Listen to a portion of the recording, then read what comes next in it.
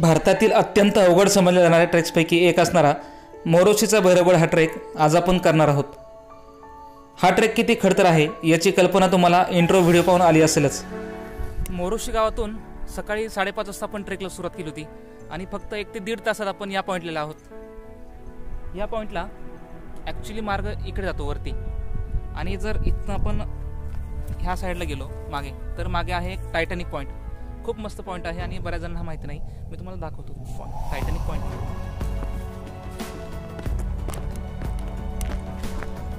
खूप निमुळता रोड आहे दोन्ही बाजूनी, त्यामुळे जपून या। फायनली आपण आलोय त्या पॉइंटला।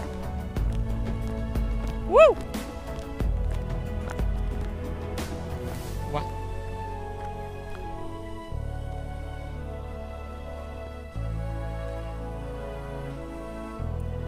सगळीकडनं खोलदरी आणि तो मोरोशीचा भैरवगड आहे, तिथे आपल्याला टॉपला जायचं आहे। थोड्याच वेळात आपण तिथे असणार आहोत।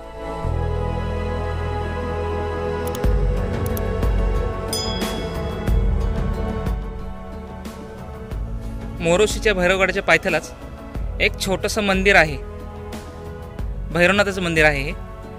याच मंदिरामुळे या गडाला मोरोशीचा भैरवगड, मोरोशी हे गाव आणि भैरवनाथमुळे भैरवगड असंही नाव पडलंय। ज्यावेळेस आपण जंगलातनं चालत असतो त्यावेळेस बऱ्याच ठिकाणी 2-3 वाटा फुटतात। आता इकडे एक वाट आहे आणि अजून इकडे एक वाट आहे, पण जायचं कसं हे पाहण्यासाठी असं मार्किंग केलेलं असतं, बाण किंवा मग झाडाला कुठेतरी रिबीन वगैरे बांधलेली असते किंवा काहीतरी खून केलेली असते। त्यामुळे असे बारीक खाना बघत जा, ज्याने की आपल्याला वाट सापडायला सोपं जातं। गडाच्या पायथ्याला अत्यंत घनदाट जंगल असल्याने शक्यतो इथे ग्रुपने येत चला।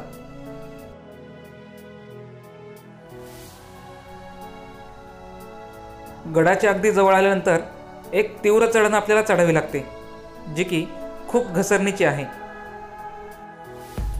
पहाटे लवकरच ट्रेकला सुरुवात केल्याने जंगलातील प्रसन्न वातावरण आम्हाला अनुभवता आले।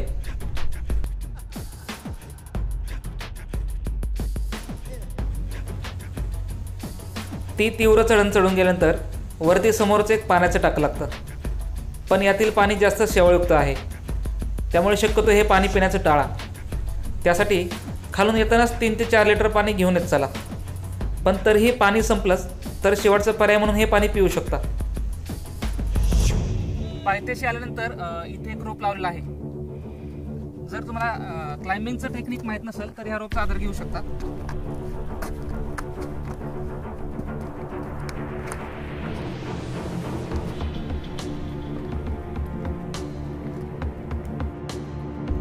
हा स्लोपी पॅच उतरून गेलो की आपण भैरवगडाच्या पायऱ्यांपाशी पोहोचतो।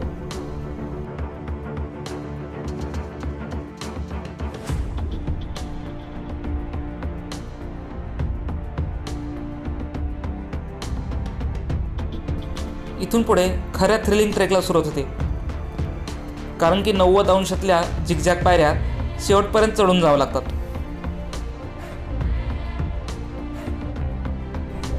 आता आपण भैरवगडाच्या बेसला आहोत। इथे मागे भैरवगड आहे आणि इथनं या पायऱ्या सुरू होत आहेत, प्रॉपर क्लाइंब सुरू होते इथने।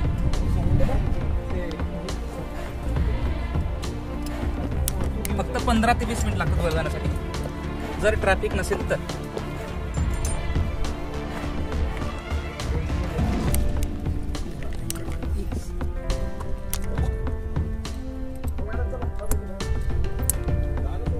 हे आपल्याला अँकर करायचं आहे रोपला, सेफ्टी महत्वाची आहे कधी।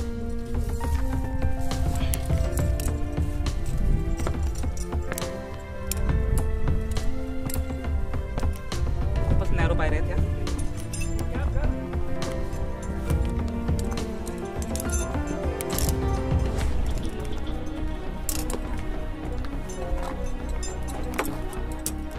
हा कॅरबना प्रत्येक पॉइंटला आपल्याला चेंज करायला लागतो। हे ना इथे नाही करायचं, खालच्यातनं वरती करायचं।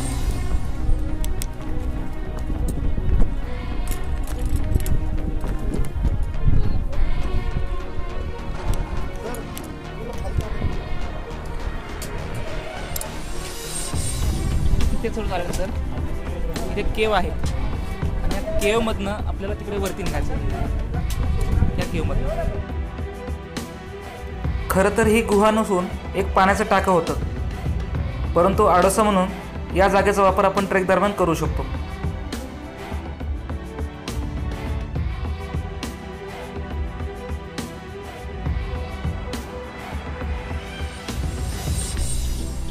या गुहेतून वरती चढण्यासाठी खाली सपोर्टसाठी 2 लाकडे ठेवण्यात आले आहेत. त्याचा आधार घेऊन आपल्याला वरती चढून जावं लागतं.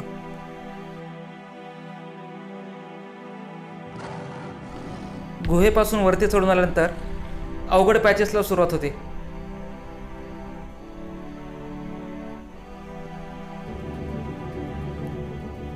इंग्रजांनी येथील 4-5 पायऱ्या पाडल्या होत्या, त्यामुळे इथून चढण्यासाठी प्रॉपर रॉक क्लाइम्बिंगचं तंत्र वापरून वर चढून जावं लागतं.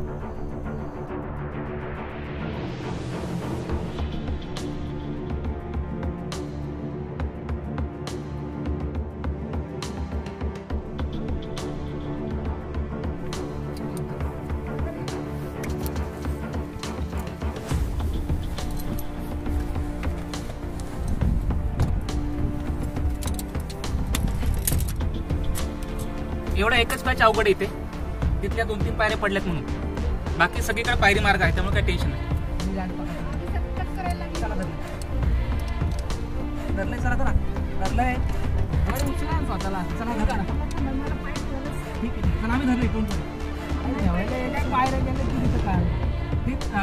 पायऱ्या केलं होतं काल आम्ही. हिरटा पाय खाली धरले तुम्हाला. हे सोडा ना तुम्ही. आला आला. 1 धरलं, 2 3 आला आले. ओके चला.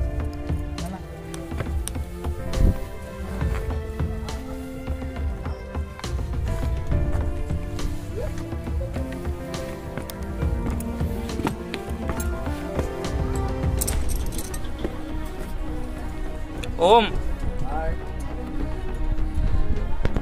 आलो मॅडम. हा आहे रॅपलिंगचा पॉईंट. इथने आता खाली रॅपलिंग करतात या रोपने.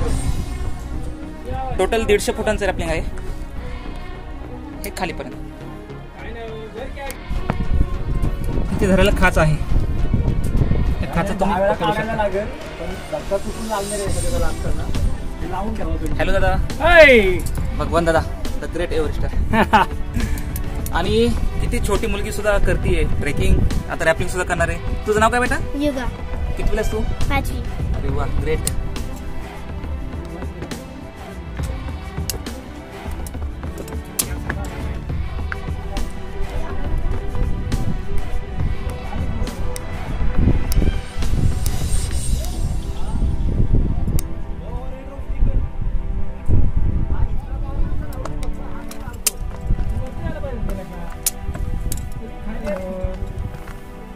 हॅलो.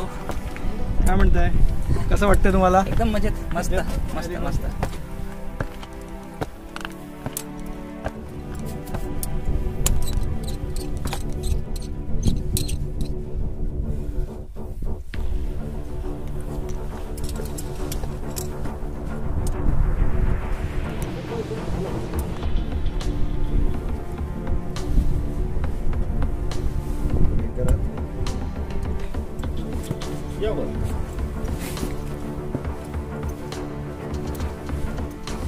जर सुट्टीच्या दिवशी आपण आलो तर अशी गर्दी असते, त्यामुळे मोस्टली विकेंडला न येता वीकडेजला येत चला, म्हणजे हे ट्रॅफिक जाम होत नाही. आता हे आमच्याच ग्रुपमधले आहेत, तरी पण खूप गर्दी झाली.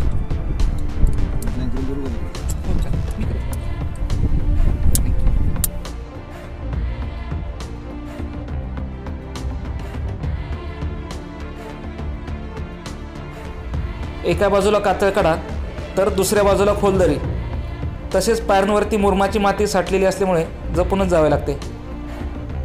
या ठिकाणी मात्र तुम्ही हलगर्जीपणा केला तर तुमच्या जीवावरती बेतू शकते, त्यामुळे शक्यतो चांगल्या ग्रुपसोबतच येते चला.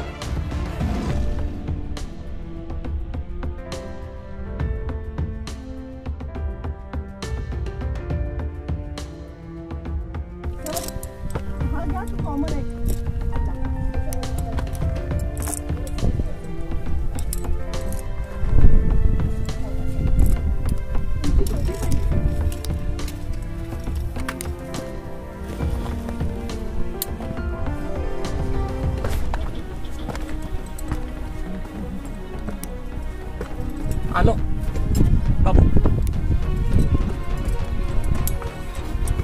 बाबा आता जायचं काय नाही, पण आता उतरायची भीती वाटते. आहोत ना मी. चला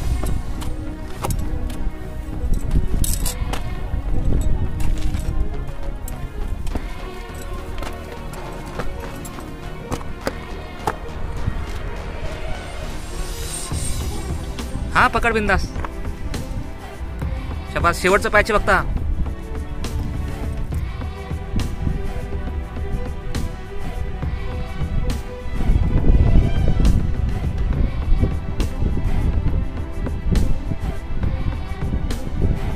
इकडे बघा एकदा.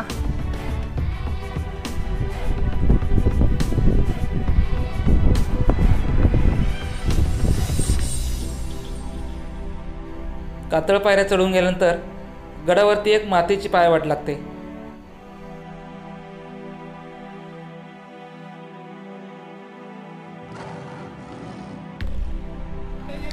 गडावरती आल्यानंतर अजून एक पाण्याचं टाक आहे, पण यातलं पाणी काय पिण्यायोग्य नाहीये.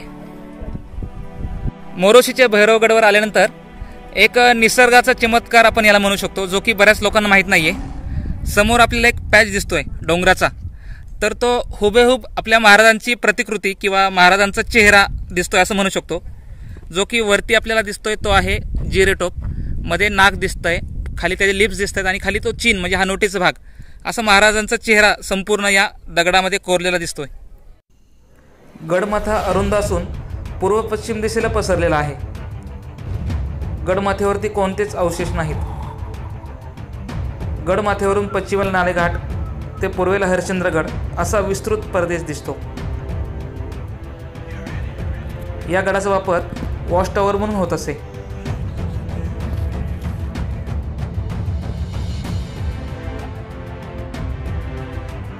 आपण आहोत भैरवगडच्या टॉपवरती.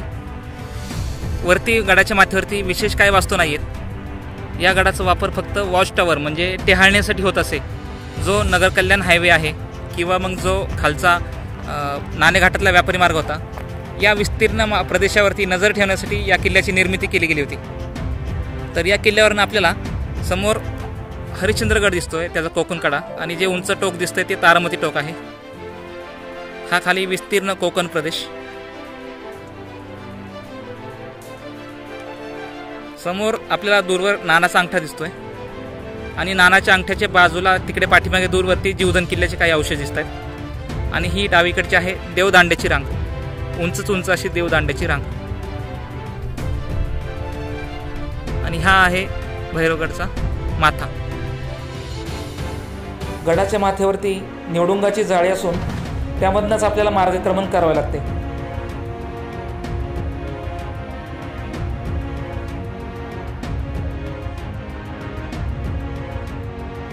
संपूर्ण गडमाथा 10 ते 15 मिनिटात पाहून झाल्यानंतर आपण गड उतरायला सुरुवात करतो. गड उतरतानाचा पहिलाच पायस थोडासा अवघड आहे, कारण की येथे पायरी मार्ग नसून वाट तिरकी आहे आणि डावीकडेच खोलदरी आपल्या स्वागतासाठी सज्ज असतेच. त्यामुळे या ठिकाणून जपून चालावे.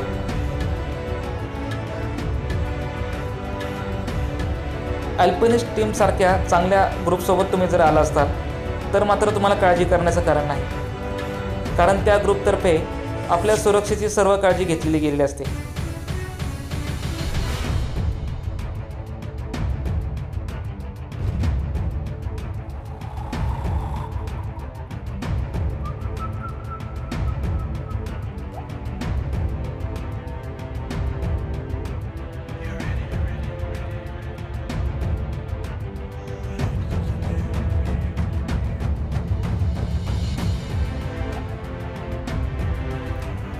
जर तुम्हाला खोलीची भीती वाटत असेल तर दरीकडे न बघता बसत बसत खाली उतरलं तरी चालतं.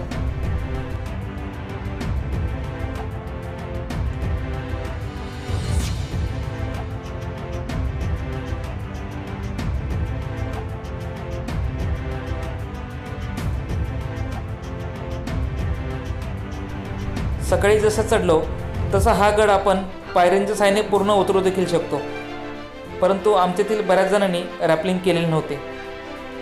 येथील रॅपलिंगचा पॅच खूप सोपा असून फक्त 150 फूट उंचीचा आहे, त्यामुळे रॅपलिंगचा सिग्नेशा इथे आरामात होऊ शकतो. आमचा अख्खा ग्रुप रॅपलिंगच्या साहाय्यानेच खाली उतरला. रॅपलिंग सुरू करताना बऱ्याच जणांना भीती वाटली, परंतु खाली उतरून गेल्यानंतर सर्वच अगदी आनंदी होते.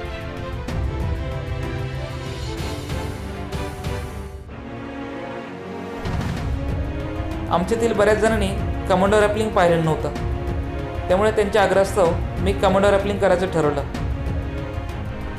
यापूर्वी मी बऱ्याच वेळा कमांडो रॅपलिंग केलं आहे आणि सर्वात मोठं कमांडो रॅपलिंग हे काळू वॉटरफॉल याचं केलं होतं. काळू वॉटरफॉलची उंची आहे तब्बल 1200 फूट आणि टोटल 5 टप्प्यांमध्ये तो वॉटरफॉल खाली कोसळतो. संपूर्ण 2 दिवस तो कमांडो रॅपलिंगचा इव्हेंट चाललेला असतो. त्या मोहिमेचे थरारक व्हिडिओ मी आपल्या चॅनलवर याआधी अपलोड केलेले आहेत, तिथे जाऊन तुम्ही पाहू शकता.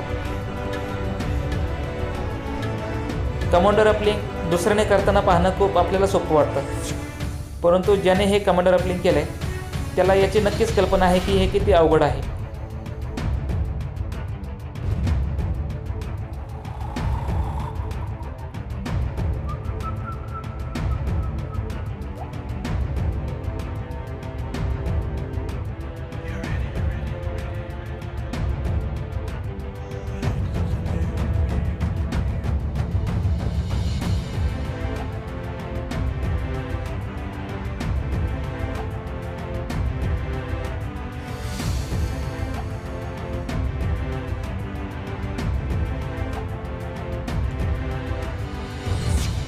आता तुम्हाला कळलं असेल की मोरोशीचे भैरवगड ट्रेकला भारतातील अवघड ट्रेकपैकी एक का समजलं जातं. जर तुम्ही तो ट्रेक केला नसेल तर जीवनामध्ये अवश्य एकदा ट्रेक करावा. जर हा व्हिडिओ तुम्हाला आवडला असेल तर याला लाईक करा, शेअर करा आणि असेच नवनवीन व्हिडिओ पाहण्यासाठी आपल्या चॅनलला सबस्क्राईब करा. थँक्यू.